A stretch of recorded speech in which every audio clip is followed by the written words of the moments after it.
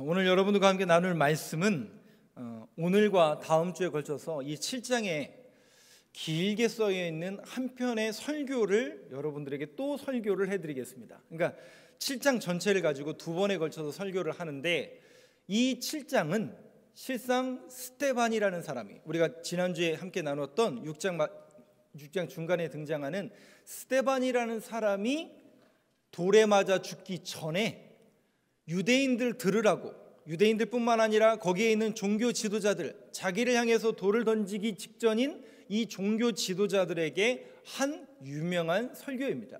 자, 이 설교가 우리에게 이 시대 속에서 우리에게 어떤 의미가 있고, 또 이걸 어떻게 우리가 해석하고 이해해야 될지에 대해서 제가 두 번에 걸쳐서, 오늘과 다음 주에 걸쳐서 말씀을 드리는데, 7장에 있는 내용을, 스데반의 설교의 내용을 세 단어로 압축하자고 하면 아브라함, 모세, 할례입니다. 다시요. 아브라함, 모세, 할례, 이 세 단어로 압축이 되는데, 오늘은 제가 아브라함을 초점으로 말씀을 드리면서 모세에 대한 이야기를 조금 하고 할례는 다음 주에 하도록 하겠습니다. 먼저 이 아브라함, 모세, 할례는 유대인들의 신앙의 근거이고 뿌리입니다. 즉, 유대인들은 우리가 하나님의 백성으로 택함받았다라는 이 선민사상의 뿌리와 근원이 어디로 올라가냐면 아브라함으로부터 시작이 되고, 그 아브라함이 믿음의 조상이요 믿음의 후손인 우리들은 하나님의 택함을 받은 그 후손들이다라는 그 선민사상이 뿌리 깊게 있습니다. 아니, 지금도 있어요, 유대인들에게는요. 그래서 그 조상이 누구라고요? 믿음의 조상인 아브라함. 우리가 한민족으로서 단군을 우리 조상이 시조로 생각하는 거하고는 개념이 조금 달라요. 우리는 조금 추상적인 개념이 더 가까워요. 역사적인 근거나 어떤 그런 히스토리에 의해서 단군을 우리의 시조로 따지지만, 유대인들은 믿음의 조상으로서 아브라함, 그리고 그 아브라함의 믿음으로 인하여 우리가 하나님의 선민이 되었다라는 그 자부심과 프라이드가 아브라함에게 있는 겁니다. 그럼 모세는요? 모세는 바로 여러분 잘 아시는 것처럼 시내산에서 출애굽을 한 장본인일 뿐만 아니라 시내산에서 하나님의 말씀 받은 사람이 누구냐면 모세거든요. 그래서 그 모세는 하나님의 말씀을 받은, 아니 이 땅에 있는 그 여러 민족 여러 사람들 가운데 하나님께서 아브라함을 택하시고 모세를 택하셔서, 그러니까 우리 민족을 택하셔서 믿음을 주시고 말씀을 주셨다라는 그 고백이 있는 사람이 누구라고요? 아브라함과 모세입니다. 그러면 우리가 생각하는 그 시조의 개념보다는 어떤 믿음의 근원이요 뿌리가 되는 근간이 되는 거죠. 그리고 할례는 뭡니까? 그들이 구별받은 백성이라는 하나의 증표로서 할례를 명하게 된 것이죠. 그러니 아브라함, 모세, 할례는 유대인의 증표요 증거입니다.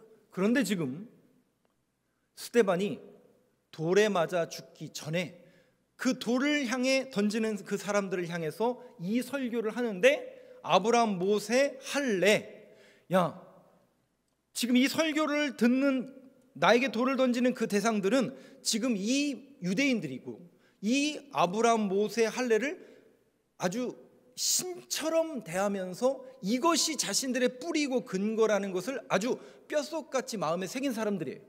근데 그 사람들에게 지금 뭘 얘기하냐면, 야, 잘 들어봐. 아브라함이 왜 아브라함이 되는지, 모세가 왜 모세가 되는지, 할례가 어떤 의미가 있는지 그 본질을 내가 얘기할게, 이렇게 된 거예요. 여러분, 본질이 중요합니까? 그릇이 중요합니까? 그릇이 중요합니까? 그 안에 담겨져 있는 내용물이 중요합니까?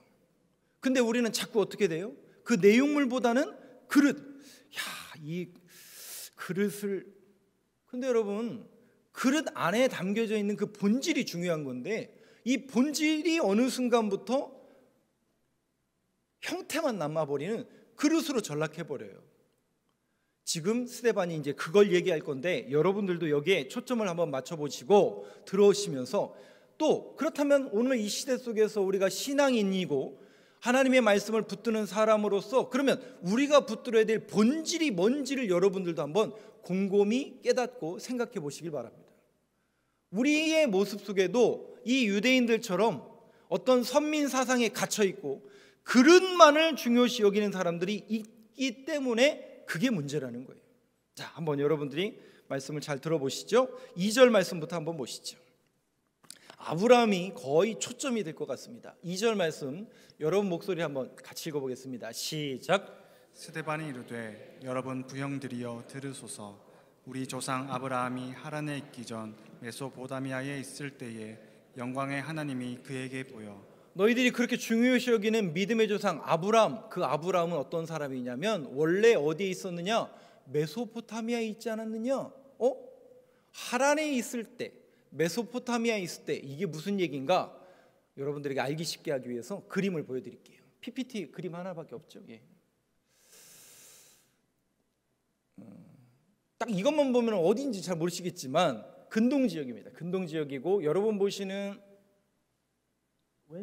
왼쪽에 있는 저 바다가 지중해입니다. 그러니까 지중해 동쪽, 지금의 이스라엘 또 튀르키예, 저 북쪽은 저 튀르키예, 여러분 가운데 있는 빨간색 친 지역은 지금의 이라크, 유프라테스 티그리스 강이 흐르는 여러분 역사 시간에 배웠던 메소포타미아 문명의 근원지가 바로 저 자리입니다. 근데 저 자리에 밑에 보면 지금의 이란과 이라크의 경계에 있는 우르라는 지역이 있습니다. 한번 한 개 넘겨주시면 그 나올 것 같아요. 예, 하얀색 원으로 되어 있는 데가 갈대아 우르. 그러니까 저 지역에 사는 사람들을 메소포타미아 사람. 근데 그 지역을 갈대아 우리 성경에는 갈대아라고 이야기하고 세계사에서는 칼데아인이라고 이야기하는데 갈대아 사람들이라고 이야기하고 그 갈대아 빨간색 지역 가운데 우르라는 지역에 누가 살았냐면 아브라함이 산 거예요. 여기에 아브라함이 살다가 어디로 가게 되냐면 넘겨주시죠. 빨간색 부분이 하란이라는 지역입니다. 지금의 터키 밑인데요. 시리아와 터키의 경계선에 있는 하란이라는 지역으로 올라가는 겁니다.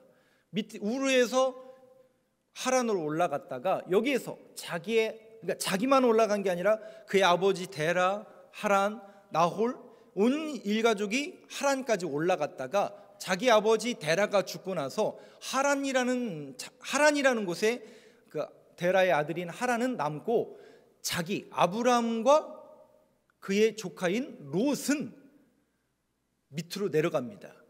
여러분 잘 아시는 것처럼 저 노란 지역, 지금의 이스라엘, 팔레스타인, 가나안 땅이라고 불려지는 저 지역으로 아브라함과 롯의 가정이 내려가는 겁니다. 그러면 생각해 보세요. 지금 왜 이야기를 꺼내고 있을까? 갑자기 뜬금없이 나에게 돌 던지기 직전인 이 유대인들에게 이걸 모르는 사람들이 아니거든요. 근데 그 믿음의 조상인 아브라함을 얘기하는데 왜 이 근원에 대해서 이야기하고 우리 아브라함이 어디서부터 시작했느냐 이 얘기를 하는 것은 이유가 여기에 있습니다. 바로 우리의 조상도 처음에는 메소포타미아 갈대아 우르에 있지 않았느냐? 그러면 그 갈대아 우르에서 뭐 하던 사람인데요? 뭐 하던 사람인데요? 네, 여호수아서 24장을 한번 보시죠. 여호수아서 24장에서는 갈대아 우르에서 도대체 이 아브라함은 뭐 하던 사람인가를 이렇게 표현하고 있습니다. 같이 한번 읽어보겠습니다. 시작. 여호수아가 모든 백성에게 이르되 이스라엘의 하나님 여호와께서 이같이 말씀하시기를 옛적에 너희의 조상들 곧 아브라함의 아버지 나홀의 아버지 데라가 강 저쪽에 거주하여 다른 신들을 섬겼으나. 여러분 밑에 줄 보세요. 나홀의 아버지 아브라함과 나홀은 같은 형제지간이었거든요. 그러면 아브라함의 아버지는 데라라는 사람이에요. 그럼 데라라는 사람이 강 저쪽에서 건너온 사람들이라는 말로 히브리라는 단어를 씁니다. 그러니까 히브리인 하는 것은 유대인이라는 말이 아니에요. 히브리인이라는 말은 히브리가 강을 건너온 사람들이다. 즉 데라와 그의 가족이 강을 건너서 하란으로 넘어왔다는 걸 얘기하는데 거기에서 뭐 했다고요? 우르에서 뭐 했다고요? 하나님을 섬겼다고요? 다른 신을 섬겼다고요? 그러면 다른 신을 섬긴 사람들 중에 누구도 있는 거예요? 아브라함도 있는 거예요. 이해가 되세요? 야, 너희들이 믿음의 조상이라고 그렇게 우기는 그 아브라함도 원래는 어디 출신이라고요? 다른 신 섬기던 사람 아니냐. 근데 그 아브라함에게 어느 날 하나님의 음성이 들리죠. 내가 약속한 땅으로 가라. 그래서 아브라함은 그 말씀에 순종하여 갈 바를 알지 못했지만 믿음으로 그 길을 내딛었다 라고 우리는 계속 배워왔죠.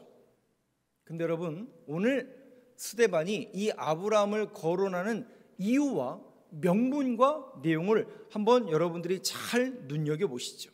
즉, 그들이 마치 우리식으로 말하면 신주단지 여기듯이 여기는 아브라함, 모세, 할례, 정말 그런가? 그것이 정말 믿음의 대상인가? 아니라는 거예요. 뭐냐? 사람이 대단해서 아브라함의 믿음이 좋아서 그가 믿음의 조상이 된 게 아니라는 걸 설명하고 싶은 거예요. 다시요, 이거는 굉장히 중요한 메시지이기 때문에 다시 제가 리마이벌합니다. 사람이 믿음이 좋아서, 사람이 대단해서 믿음이 좋아서 믿음의 조상이 된 게 아니라는 것을 설명하기 위해서 하나의 샘플로 아브라함을 택하신 거라는 거예요. 이게 창세기의 12장부터 18장까지 나오는 아브라함의 스토리입니다. 조금 더 그 스토리의 내막을 여러분들에게 말씀을 드리면서 이 메시지를 조금 설명해 볼까요? 여러분, 아브라함이 정말 믿음이 좋았다면, 정말 믿음의 조상이고 우리가 믿음을 본받을 만한 사람이었다면 이 스토리를 여러분들이 한번 눈여겨보시죠.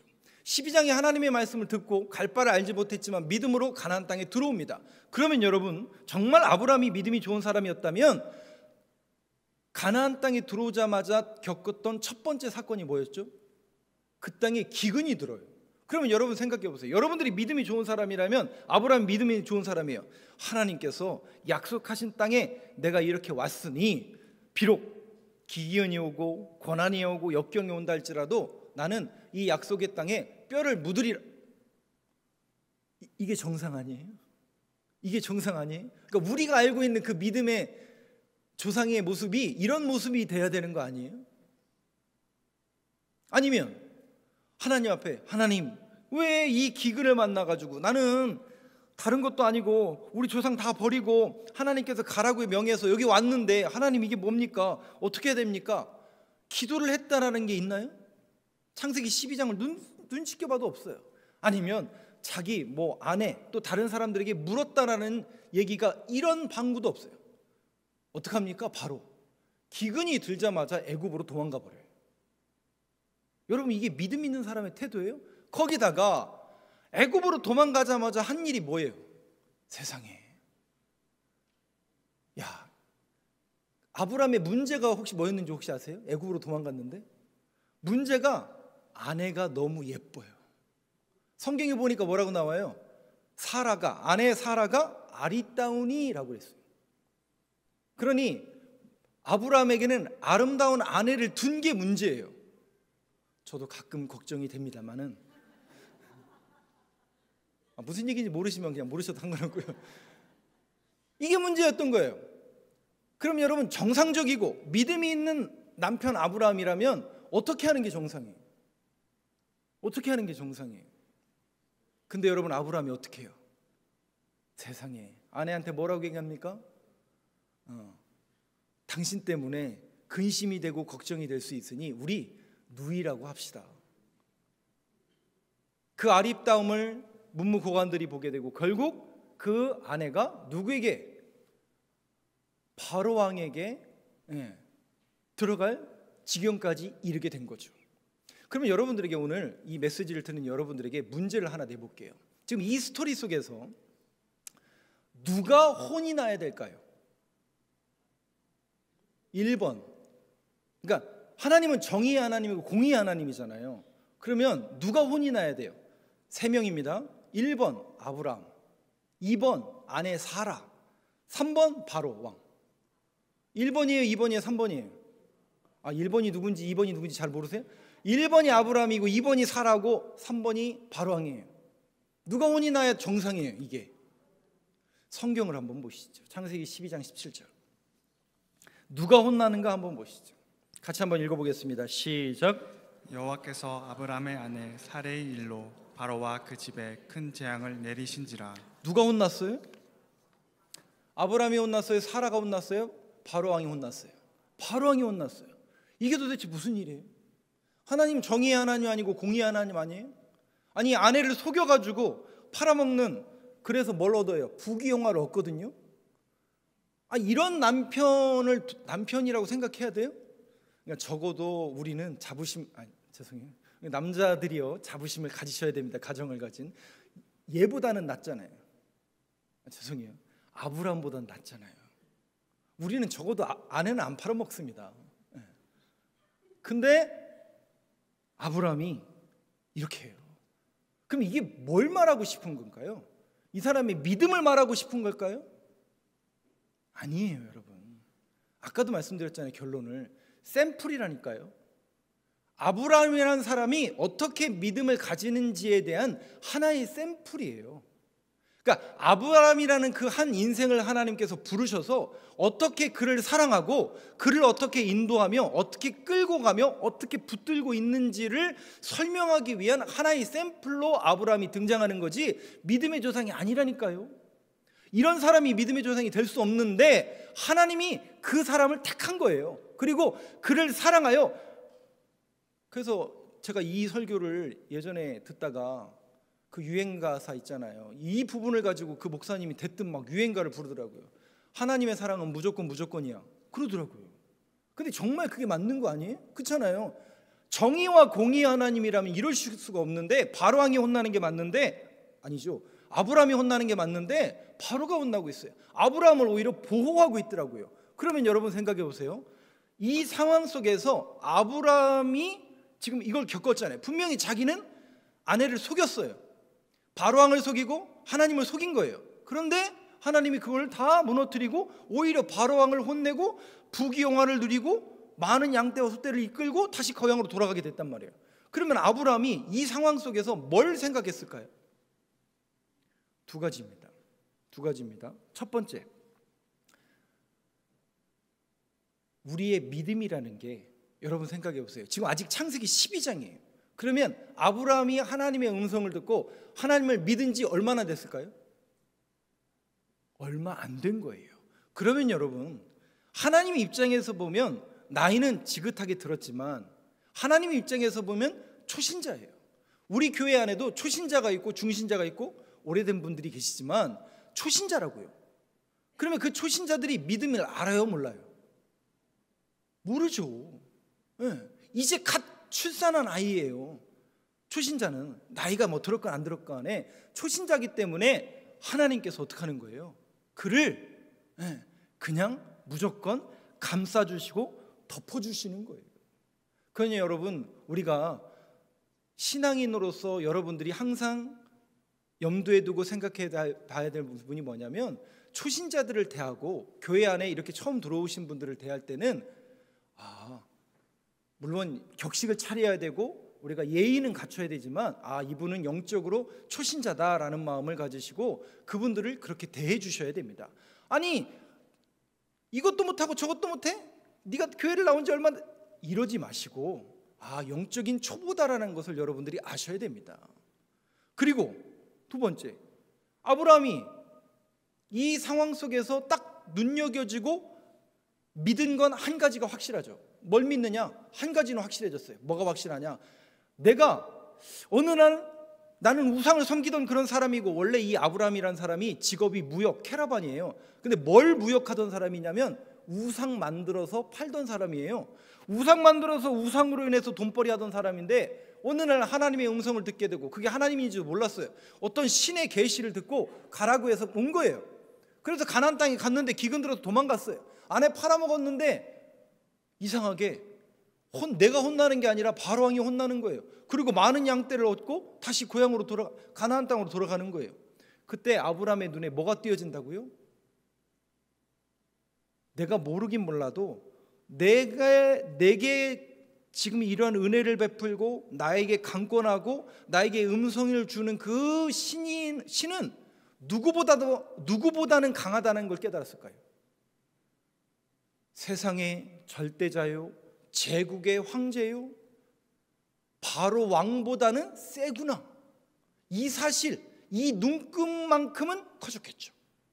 그러니 이제 믿음의 눈금이 하나씩 열리는 단계에 지금 아브라함이 처해 있는 거예요. 그러니까 창세기 12장은 이제 믿음의 눈이 열리는 거예요. 조금 더 우리식으로 표현할까요? 교회 안에 여러분들이 처음 교회를 들어왔을 때, 또 예수를 믿었을 때 한번 생각해 보세요. 신기한 건 뭔지 아세요? 지금보다 그때가 더 응답이 잘 됐나요? 지금이 더 응답이 잘 됐나요? 공통적으로 표현하는 얘기가 뭐냐면, 그래도 하나님이 초신자 때는 잘 들어주셨는데, 이 얘기는 공통적으로 합니다. 왜요? 그때는 하나님이고 지금은 안 하나님이 그런 거예요? 하나님 변해서 그런 거예요? 이해가 되세요? 이제 이게 무슨 얘기인지 이해가 되세요? 이해가 되세요? 그러니 아브라함이 하나님을 믿은 거예요. 그 믿음도 하나님이 강권하여서 지금 밀어붙이는 거예요. 전자예요, 후자예요? 못 믿으니까 믿음이 없는 그 초신자인 아브라함에게 하나님께서 강권하여, 야, 내가 하나님이야, 내가 바로보다 월등한 자야, 내가 천지를 창조한 자야라는 것을 믿게 하기 위해서 그에게 강권적으로 역사하시는 겁니다. 아이고, 지금은요, 이제는 여러분들이 믿음의 눈금이 더 커져야죠. 그래서 정말 하나님의 뜻이 무엇이고 하나님께서 원하시는 것이 무엇인지를 깨달아 그 일과 그 사역을 하는 것, 그걸 우리에게 맡겨주신 겁니다. 근데 아직도 우리의 믿음의 눈금이 열려지지 않아가지고 언제까지 예전에 받았던, 또 예전에 누렸던, 그건 여러분 좀 우리가 생각해 봐야 되지 않을까요? 조금 더 나아가 볼게요. 창세기 15장으로 가봅시다. 이제 12장에서 15장으로 넘어가면 어느 정도 시간이 흘러요. 그러면 당연히 하나님을 믿는 시간도 지났고 교회 다니는 횟수도 늘어났으면 믿음이 자라야 돼요? 그냥 그대로 해야 돼요? 곤란합니다, 여러분. 예전하고 지금하고 믿음이 그대로다? 곤란합니다. 믿음은 자라게 되어 있습니다. 자라지 못한다면 뭔가 문제가 있는 거예요. 그게 내 문제이든 성경의 문제든 뭔가 문제가 있는 거예요. 성장하게 되어 있어요. 15장 5절을 한번 보여주시죠. 5절과 6절을 저하고 교독하겠습니다. 그를 이끌고 밖으로 나가 이르시되 하늘을 우러러 무뼈를 셀 수 있나 보라. 또 그에게 이르시되 내 자손이 이와 같으리라. 아브라함이 여호와를 믿으니 여호와께서 이를 그의 의로 여기시고. 말씀을 띄워놔 주세요. 자, 무슨 얘기냐면 아브라함이 이때까지 아들이 있었어요, 없었어요? 아직 없어요. 근데 하나님이 네 자손을 하늘의 별처럼 많게 해줄 거라고 그랬어요. 근데 그 사실을 믿었다고요, 안 믿었다고요? 아니에요. 여러분들이 성경 원문을 보실 기회가 있으면 그 얘기가 아니에요. 5절에 하나님께서 그 약속을 하신 거예요. 별처럼 많게 해주시겠다 라고 했더니 아브라함이 여호와를 믿었다라고 했어요. 그럼 여기에서 여호와를 믿었다라는 이 개념이 뭘까? 여호와를 믿었다라는 게 그 개념이 뭘까? 아, 자녀를 많게 해주겠다? 아니에요. 죄송해요. 왜냐하면 여러분들이 15장, 16장, 17장, 18장을 읽어보시면 아브라함이 이 사실을 믿었으면 기다렸을 거예요. 그런데 아브라함은 어떻게 했냐, 뭐라고 얘기냐면 하나님, 저한테가 자녀가 없는 거는 이건 생물학적으로 안 되는 거 알고 있습니다. 엘리에세 자기의 몸종이 대신할 겁니다. 아니죠. 사라가 뭐라고 그래요? 야, 다른 여인에게 들어가서 아들을 낳아라. 그래서 나온 게 누구예요? 이스마엘이잖아요. 믿었어요? 믿었다고요? 안 믿어요. 그러면 여기서 여호와를 믿었다라는 이 믿음이 뭘 말하고 싶은 걸까? 이런 얘기입니다. 오늘 자꾸 제가 예를 많이 들어서 죄송해요. 왜냐하면 성경에 굉장히 큰 내용을 제가 여러분들에게 함축해서 설명을 해드리다 보니까 예를 들 수밖에 없습니다. 여러분 자녀들 키워보셨잖아요. 우리 아들, 우리 딸 힘들게 출산하시고 힘들게 그 아들, 딸 보시잖아요. 요즘은 할머니들이 많이 보시지만, 근데 어느 날 이 아들이, 이 딸이 엄마, 아빠 이런단 말이에요. 그러면 여러분 그 신기함과 그 놀라움, 그러다가 어느 날 이 자녀가 벌떡 일어나는 거예요. 신기해, 안 신기해? 여기 있는 친구들은 아직 아기를 안 낳아서 모르잖아요. 신기하다 못해 놀랍습니다. 그때 여러분 그 자녀를 칭찬합니까? 옆에 있는 우리 아내를 칭찬합니까? 야, 우리 아내 정말 대단합니다. 우리 자녀가 이렇게 설 때까지, 엄마 아빠 말할 때까지 당신이 키우느라 수고했어. 이러는 아빠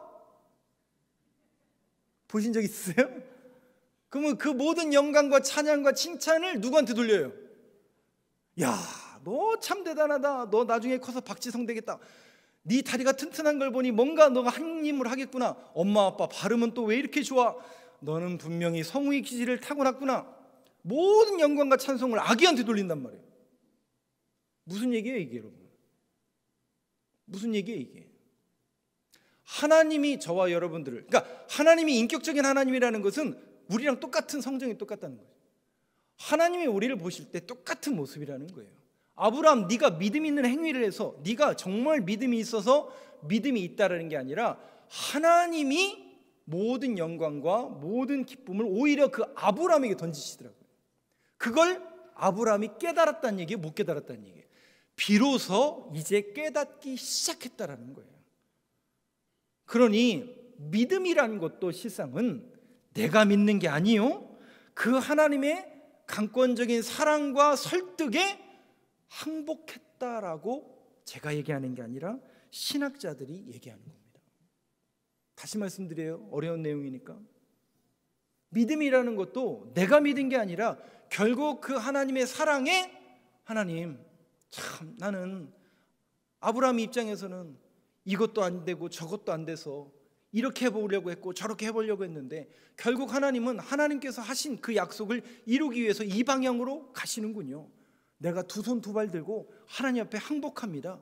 이 선언을 하는 걸 여호와를 믿으니라고 성경은 번역을 하고 있는 겁니다. 그런데 여기 여호와께서 이를 뭐라고 여겼다고요?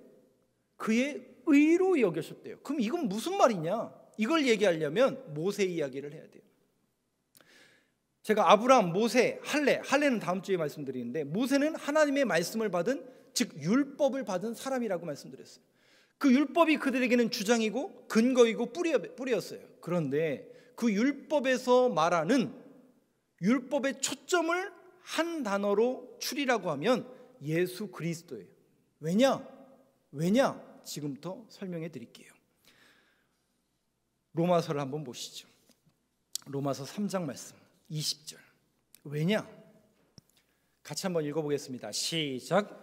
그러므로 율법의 행위로 그의 앞에 의롭다 하심을 얻을 육체가 없나니 율법으로는 죄를 깨달음이니라. 모세를 통해서 받은 그 율법, 이스라엘 백성들이 목숨처럼 여기는 율법, 우리가 생각할 때 하나님의 말씀. 근데 그 율법이 결국 율법의 기능이 뭐라고요? 행위로 그의 앞에 의롭다 하심을 얻을 육체가 없나니 율법으로는 죄를 깨달음이라. 결국 율법의 역할과 기능이 뭐냐면, 율법을 왜 주셨냐면 죄를 깨닫게 하시기 위해서예요. 그러면 여러분 한번 생각해 보세요. 성경의 율법에서 말하는 것이 메시아이고 구주인데 결국 로마서에서는 죄를 깨닫게 한대요. 그러면 그 죄의 문제를 해결해 줄 뭐가 필요하다는 거예요? 메시아, 그리스도, 중보자, 구원자가 필요하다라는 게 성경에서 말하는 율법의 기능입니다.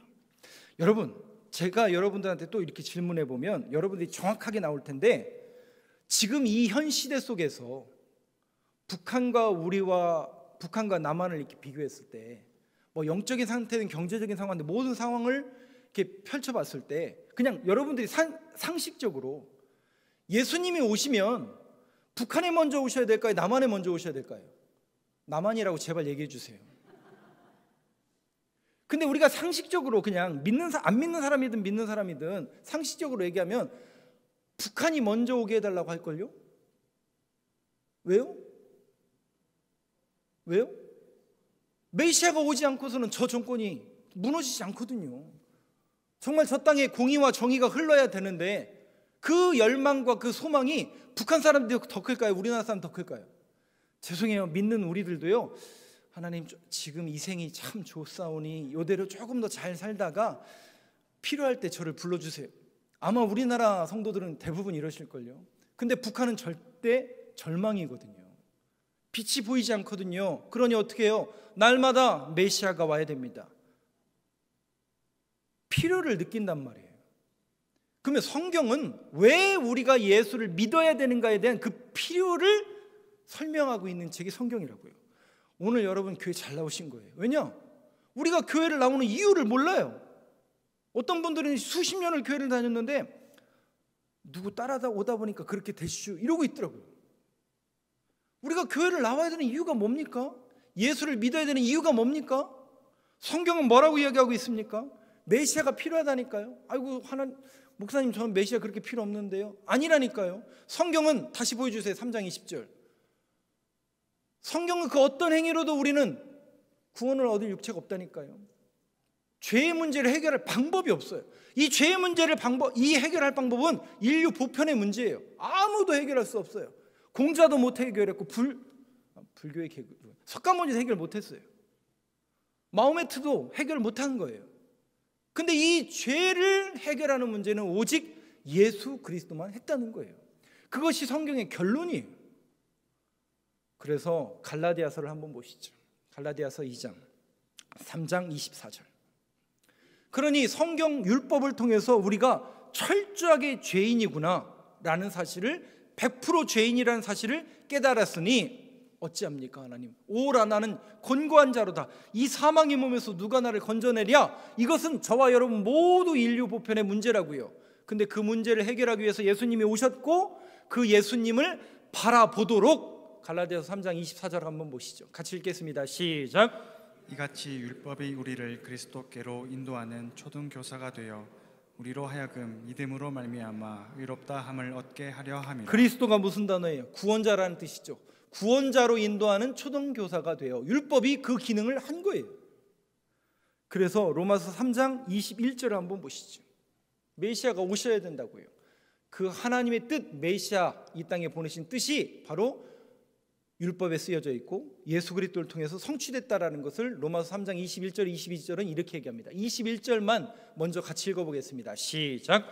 이제는 율법 외에 하나님의 한 의가 나타났으니 율법과 선지자들에게 증거를 받은 것이라. 그대로 띄워놔 주세요. 잘 보세요. 율법 외에 하나님의 한 의가 나타났으니 로마서에 말하는 모든 의, 하나님의 의, 하나님의 뜻 뭐라고요? 십자가.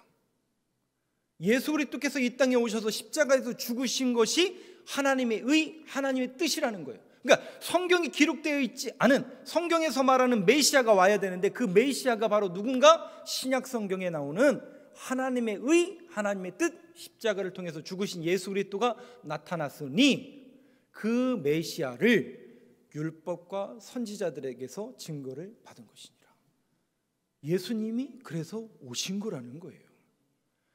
마지막 22절을 한번 볼까요? 같이 읽어보겠습니다. 시작. 곧 예수 그리스도를 믿음으로 말미암아 모든 믿는 자에게 미치는 하나님의 의니 차별이 없느니라. 곧 예수 그리스도를 믿음으로 말미암아 결국 아브라함이 믿었다. 그걸 하나님의 의로 하나님의 의로 여겼다. 이게 무슨 의미로 연결이 됩니까?